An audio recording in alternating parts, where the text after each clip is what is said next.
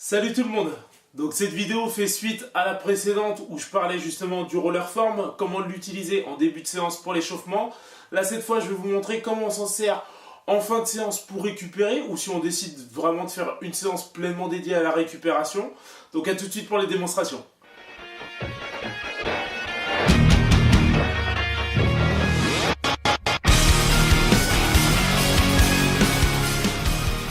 Donc avant d'attaquer, pensez à chaque fois à vous hydrater avant, pendant, après la séance, ça c'est super important.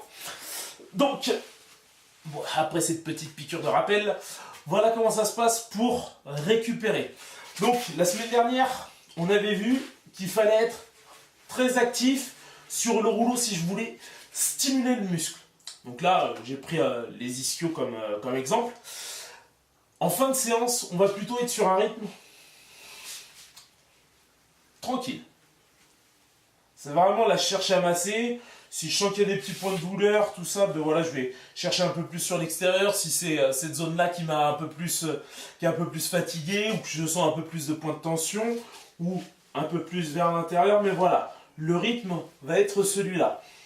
Au niveau de la respiration, parce que ça va être vraiment très très important, il faut vraiment que vous soyez dans une optique de je suis cool, je me détends. Donc là, au niveau du souffle, ça va donner ça.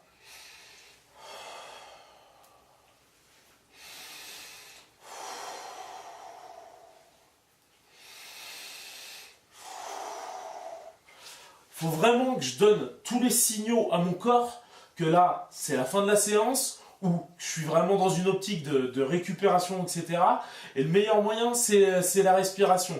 Il y a juste à faire un test. Si vous hyperventilez, voilà, vous avez une respiration très très accélérée, etc., vous allez sentir votre cœur qui s'emballe et vous allez commencer à avoir un petit peu chaud. Là, justement, j'envoie des signaux. Là, il faut que, justement, je commence un petit peu à m'énerver, etc. Il faut que je rentre dans la séance. Là, à l'inverse, quand on est en fin de séance ou qu'on est dans une séance vraiment dédiée à la récupération, il faut envoyer des signaux au corps. Non, là, je suis tranquille, je me détends et le corps va naturellement se mettre dans des dispositions pour récupérer. Donc voilà le rythme qu'il faut tenir au niveau récupération sur le rouleau. Après, selon ce qui est recherché, si c'est vraiment la relaxation, donc je prends toujours l'exemple des ischios. Deux cas de figure. Le premier cas, la séance a été ultra intense. Là, je vous renvoie à pas la vidéo justement sur le rouleau, mais la vidéo d'avant sur la force et la souplesse.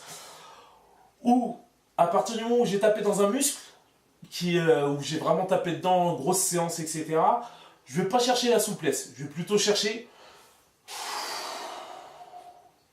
juste à me détendre. Et là, je vais me caler juste sur la respiration. Je souffle, voilà, je relâche un petit peu la pression. Même chose. Mais en aucun cas, je cherche à étirer le muscle.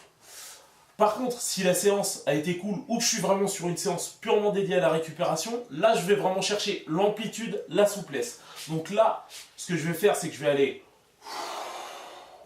chercher le plus loin possible, sentir réellement que ça tire derrière. On s'arrête un petit peu avant le seuil de douleur. Et à partir du moment où je suis arrivé à ce niveau-là, je vais maintenir cette position pendant environ 15 à 30 secondes. De toute façon, je vous mettrai tout en barre d'infos.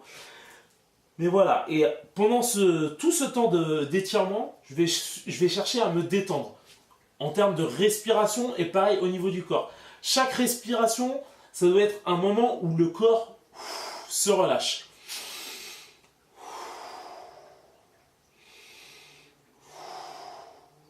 Et je dois vraiment sentir à chaque fois que les points de tension sont en train de diminuer au fur et à mesure que je respire.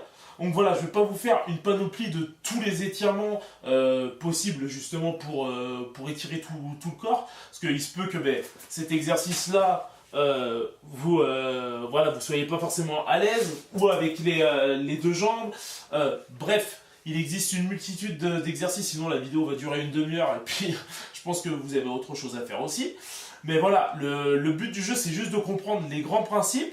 À partir du moment où on connaît les grands principes, il suffit juste d'utiliser le rouleau sur les muscles qu'on décide de faire récupérer, d'étirer justement ces mêmes muscles selon les modalités qui nous sont propres, si on a fait une séance intense ou si on a fait une séance un peu plus cool ou un peu plus axé sur la récupération.